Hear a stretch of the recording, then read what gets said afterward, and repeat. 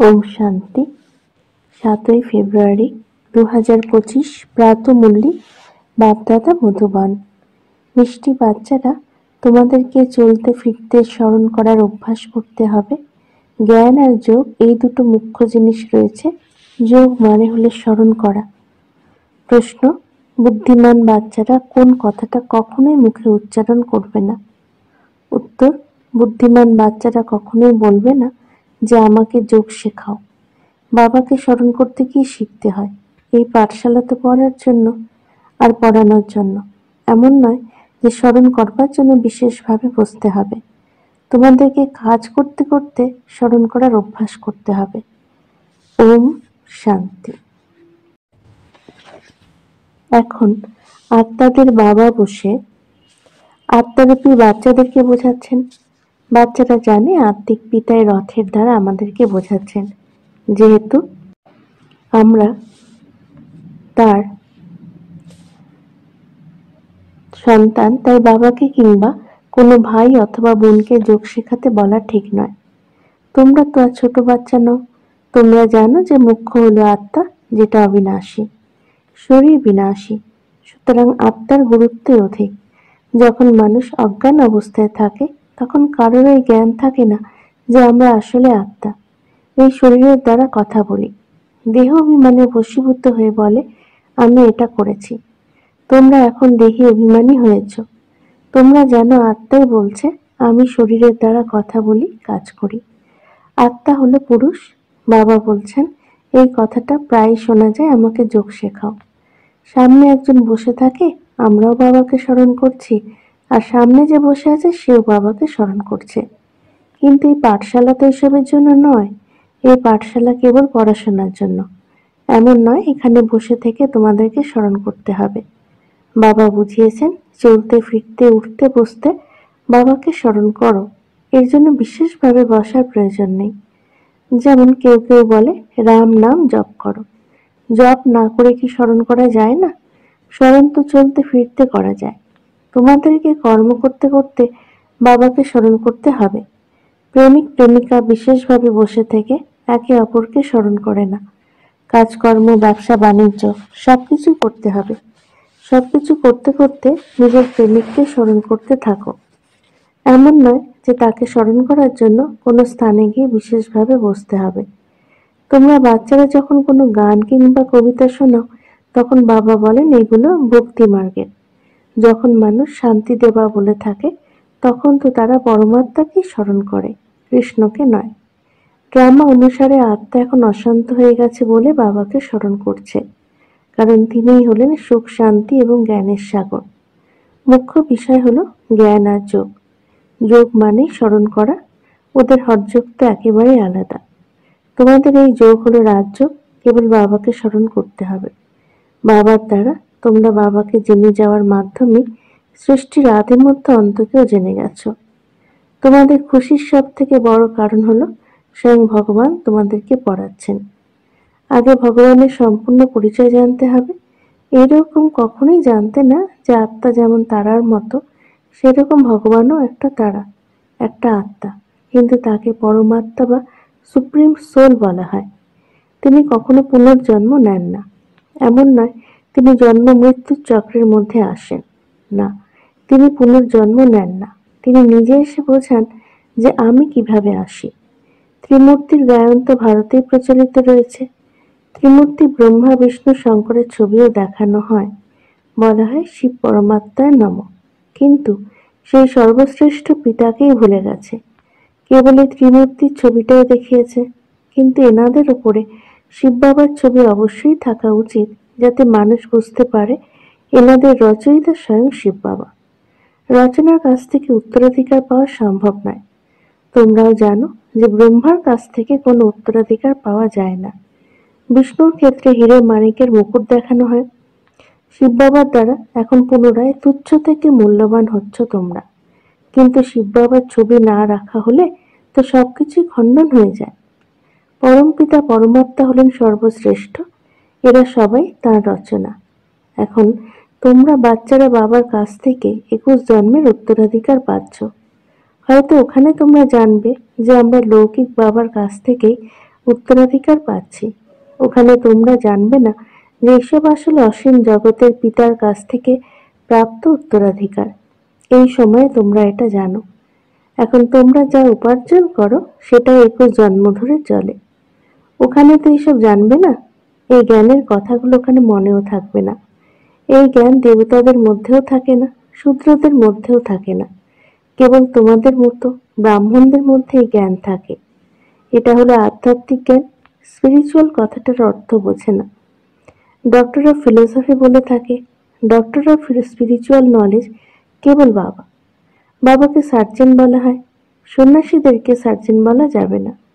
যারা বেদ, শাস্ত্র ইত্যাদি অধ্যয়ন করে তাদেরকেও ডক্টর বলা যাবে না। ওরা হয়তো এরকম টাইটেল দিয়ে দেয়, কিন্তু বাস্তবে বাবা হলেন একমাত্র আত্মিক সার্জেন, যিনি আত্মাদেরকে ইনজেকশন দেন। ওটা হলো ভক্তি মার্গ। ওদেরকে বলতে হবে এই ডক্টর অফ ভক্তি বা শাস্ত্রের জ্ঞানের দ্বারা কোনো লাভ নেই, কেবলই অধঃপতন হবে। তাই ওদেরকে কিভাবে ডক্টর বলা যাবে? ডাক্তারের দ্বারা মানুষ উপকৃত হয়। এই বাবা হলেন অবিনাশী সার্জেন। যোগ বলের দ্বারা তোমরা এভার হেলদি হয়ে যাও। এইসব কথা কেবল তোমরা বাচ্চারাই জানো। দুনিয়ার মানুষ তো কিছুই জানে না। ওনাকে অবিনাশী সার্জেন বলা হয়। আত্মাদের মধ্যে যত বিকারের খাদ জমেছে, যেগুলো পরিষ্কার করে পতিতদেরকে পবিত্র বানানোর শক্তি বাবার মধ্যে রয়েছে। কেবল বাবাই হলেন সর্বশক্তিমান পতিত পাবন। কোনো মানুষকে সর্বশক্তিমান বলা যাবে না। বাবা কোন শক্তির পরিচয় দেন? সবাইকে নিজের শক্তির দ্বারা সদ্গতি দিয়ে দেন। তাকে ডক্টর অফ স্পিরিচুয়াল নলেজ বলা যাবে। অনেক মানুষই ডক্টর অফ ফিলোসফি হয়, কিন্তু স্পিরিচুয়াল ডক্টর কেবল একজন। বাবা এখন বলছেন, নিজেকে আত্মা অনুভব করে কেবল আমাকে অর্থাৎ নিজের পিতাকে স্মরণ করলেই তোমরা পবিত্র হয়ে যাবে। আমি তো পবিত্র দুনিয়া বানানোর জন্য এসেছি। এরপরেও তোমরা কেন পতিত হচ্ছ? পবিত্র হও, পতিত হইও না। সকল আত্মাদের প্রতি বাবার নির্দেশ হলো, ঘর গৃহস্থ থেকেও কমল পুষ্পের মতো পবিত্র হও। বাল ব্রহ্মচারী হলেই পবিত্র দুনিয়ার মালিক হয়ে যাবে। এতগুলো জন্ম ধরে যত পাপ করেছ, এখন আমাকে স্মরণ করলে সেগুলো সব ভস্য হয়ে যাবে। মূল বতনে পবিত্র আত্মারা থাকে। সেখানে কোনো পতিত আত্মা যেতে পারবে না। এটা অবশ্যই বুদ্ধিতে রাখতে হবে। স্বয়ং পিতা আমাদেরকে শিক্ষা দিচ্ছেন। স্টুডেন্ট কি কখনো এরকম বলবে যে আমাকে শেখাও কিভাবে টিচারকে স্মরণ করতে হয়? স্মরণ করা শেখানোর কি কোনো প্রয়োজন আছে? এখানে যদি কেউ নাও বসে তাহলে কোনো সমস্যা নেই। কেবল নিজের পিতাকে স্মরণ করতে হবে। তোমরা সারাদিন কাজকর্মের মধ্যে থাকো বলে ভুলে যাও। তাই এখানে এইভাবে বসানো হয়। এইভাবে অন্তত 10 থেকে 15 মিনিট হলেও স্মরণ করো। বাচ্চারা, তোমাদেরকে তো কাজকর্ম করতে করতে স্মরণে থাকার অভ্যাস করতে হবে। অর্ধেক গল্প পড়ে প্রিয়তমকে পেয়েছ তোমরা। তিনি এখন বলছেন আমাকে স্মরণ করলে তোমাদের মধ্যে থেকে খাদ বেরিয়ে যাবে এবং তোমরা বিশ্বের মালিক হয়ে যাবে। তাহলে কেন তোমরা স্মরণ করবে না? বিয়ে করার সময় স্ত্রীকে শেখানো হয় পতি তোমার ঈশ্বর, গুরু সবকিছু। কিন্তু তারপরেও তো সে তার আত্মীয়, বন্ধু, গুরু ইত্যাদি অনেকজনকেই স্মরণ করে। সেসব হলো দেহধারীকে স্মরণ করা। ইনি হলেন সকল পতিরও পতি। ওনাকেই স্মরণ করতে হবে। অনেকে বলে আমাকে যোগ শেখাও, কিন্তু তাতে কি হবে? এখানে যদি কেউ 10 মিনিটও বসে তাহলেও মনে করো না যে সে একরস অবস্থায় বসে আছে। মুক্তি মার্গেও যখন কারোর পূজা করে তখন বুদ্ধি খুবই বিচলিত থাকে। যারা নবতা ভক্তি করে তাদের কেবল দর্শন পাওয়ার ইচ্ছা থাকে। তারা ওই আশাতেই বসে থাকে। যখন কেবল একজনের ভালোবাসাতেই লীন হয়ে যায় তখন দর্শন পায়। সে হলো নবতা ভক্তি। সেই ভক্তি অনেকটা প্রেমিক প্রেমিকার সম্পর্কের মতো। খাওয়া দাওয়া করতে করতেও বুদ্ধিতে স্মরণ থাকে। তাদের মধ্যে বিকারের ভাবনা থাকে না। ওরা শরীরটাকে ভালোবেসে ফেলে, একে অপরকে না দেখে থাকতে পারে না। বাচ্চারা, বাবা এখন তোমাদেরকে বোঝাচ্ছেন আমাকে স্মরণ করলে তোমাদের বিকর্ম বিনাশ হয়ে যাবে। কিভাবে তোমরা 84 বার জন্মগ্রহণ করেছো বীজকে স্মরণ করলে গোটা বৃক্ষ স্মরণে চলে আসে। এটা হলো বিভিন্ন ধর্মের বৃক্ষ।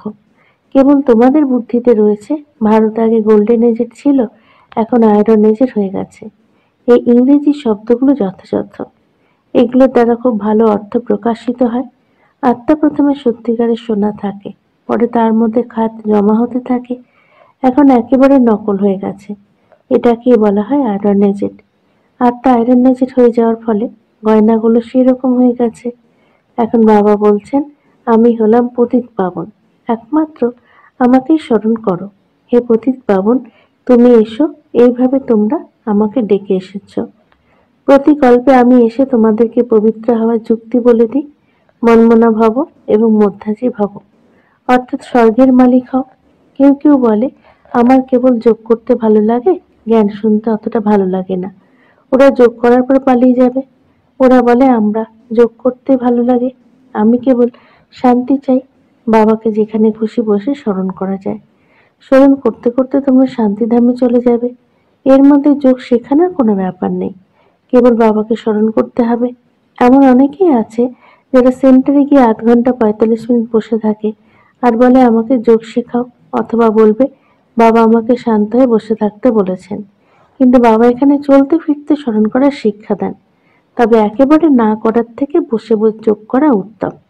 ইচ্ছে হলে সারা রাত বসে থাকো, বাবা বারণ করছেন না।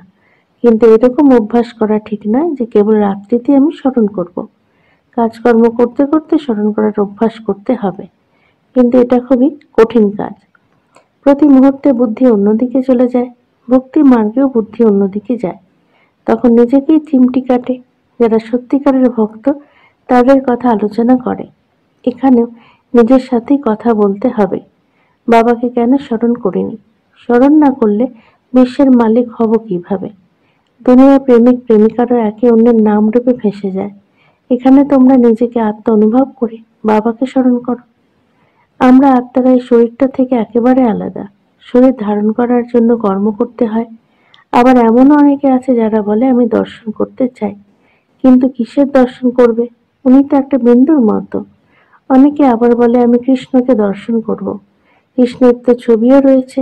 এখানে যেটা জড় সেটাকেই চৈতন্য রূপে দেখবে। কিন্তু তাতে লাভ কি? দর্শন করলে তো কোনো লাভ হয় না। বাবাকে স্মরণ করলেই তোমরা আত্মারা পবিত্র হবে। নারায়ণকে দর্শন করলে মোটেও নারায়ণ হয়ে যাবে না। তোমরা জানো আমাদের লক্ষ্য হলো লক্ষ্মী নারায়ণ হওয়া, কিন্তু পড়াশোনা না করে ওই রকম হওয়া সম্ভব নয়। পড়াশোনা করে হুঁশিয়ার হও, প্রজা তৈরি করো, তবে লক্ষ্মী নারায়ণ হতে পারবে। পরিশ্রম করতে হবে, পাস উইথ অনার হতে হবে, যাতে ধর্মরাজের কাছে শাস্তি পেতে না হয়। এই বিশেষ বাচ্চাও বাবার সাথে রয়েছেন। ইনিও বলছেন তোমরা চাইলে আগে এগিয়ে যেতে পারো। বাবার উপরে কত দায়িত্ব রয়েছে, সারাদিন কত বিষয় চিন্তা ভাবনা করতে হয়। আমি এত সময় স্মরণ করতে পারি না। খাওয়ার সময় একটু স্মরণ থাকে, কিন্তু পরে আবার ভুলে যাই। আমি বুঝতে পারি যে আমি আর একসাথে ঘুরছি, কিন্তু চলতে ফিরতে সে বাবাকে ভুলে যাই। খুবই পিচ্ছিল বিষয়। প্রতি মুহূর্তে স্মরণ করতে ভুলে যাই। এক্ষেত্রে খুব পরিশ্রম করতে হয়। স্মরণের দ্বারাই আত্মা পবিত্র হবে। অনেককে শিক্ষা দিলে ভালো পথ পাবে।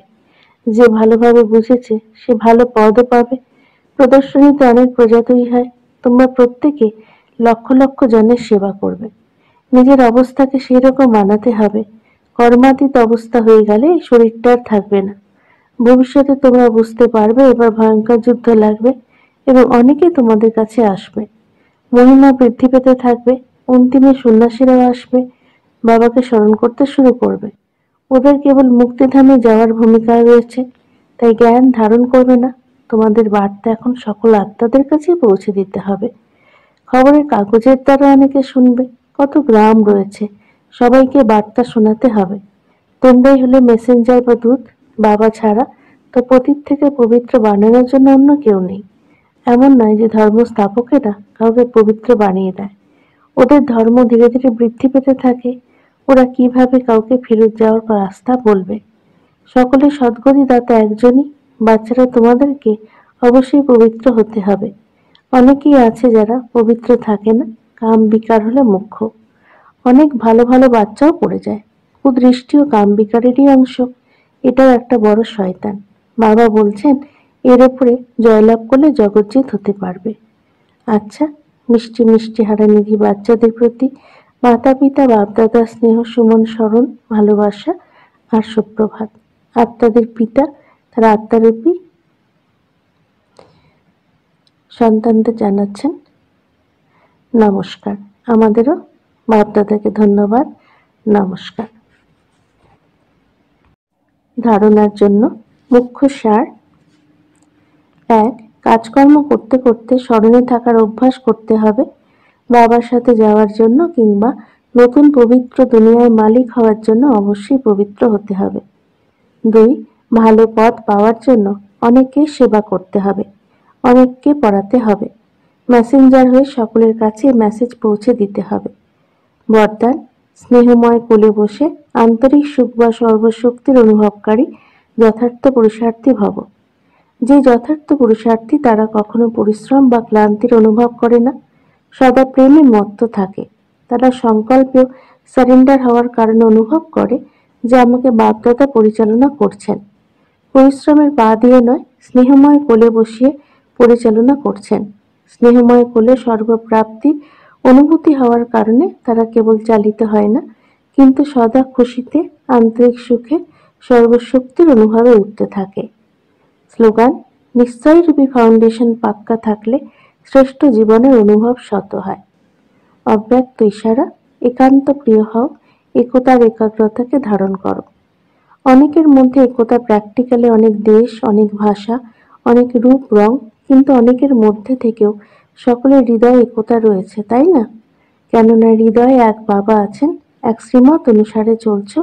অনেক ভাষার মধ্যে থেকেও মনের গীত, মনের ভাষা হলো এক। ওম শান্তি।